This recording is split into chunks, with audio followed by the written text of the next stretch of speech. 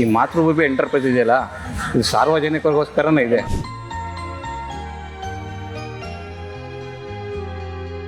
ಈ ಥರ ಊಟ ಈ ನಮ್ಮ ಬೆಂಗಳೂರಿನಲ್ಲಿ ಆಗಲಿ ಅಥವಾ ಬೇರೆ ರಾಜ್ಯದಲ್ಲೇ ಆಗ್ಬೋದು, ಈ ಥರ ಊಟ ಸಿಗಲ್ಲ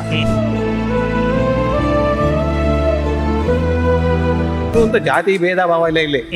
ಹಿಂದೂ ಮುಸ್ಲಿಂ ಅದು ತಮಿಳು ಗಿಮಿಳು ಇವರೆಲ್ಲ ಯಾರೂ ಇಲ್ಲ. ಪ್ರತಿಯೊಬ್ಬರಿಗೆ ಮನುಷ್ಯರಾಗಿ ನೋಡ್ತಾರೆ ಅವರು.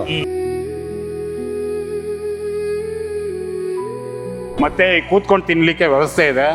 ಎಲ್ಲ 100 ಜನ ಕೂತ್ಕೊಂಡು ತಿನ್ಬೋದು. ಎಲ್ಲ ಹೊಸದಾಗಿ ರೆಡಿ ಮಾಡ್ತಿದ್ದಾರೆ. ಸೋಮವಾರದಿಂದ ಶನಿವಾರದವರೆಗೂ ಇರುತ್ತೆ. ಭಾನುವಾರ ಒಂದಿನ ರಜಾ ಇರುತ್ತೆ ಸರ್. ಒಂದೊಂದು ಹೊತ್ತಿನ ಊಟಕ್ಕೂ ಬೆಂಗಳೂರಲ್ಲಿ ತುಂಬ ಕಷ್ಟಪಡ್ತಿದ್ದಾರೆ.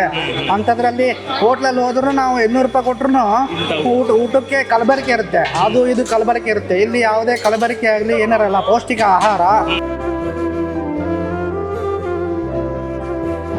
ಇನ್ನೇನಿದೆಯಪ್ಪ, ಏನು ಸಂಪಾದನೆ ಮಾಡಿಕ್ಕಿದ್ರು ಮಿಸಾಗಿ ಬಿಟ್ಟು ಹೋಗ್ಬೇಕು ಅಲ್ವಪ್ಪ. ಇರೋವರೆಗೂ ಒಳ್ಳೇದು. ಒಂದು ಒಳ್ಳೆ ಊಟ ಮಾಡಿಕೊಂಡು 4 ಜನಕ್ಕೆಲ್ಲ ಚೆನ್ನಾಗವ್ರಪ್ಪ.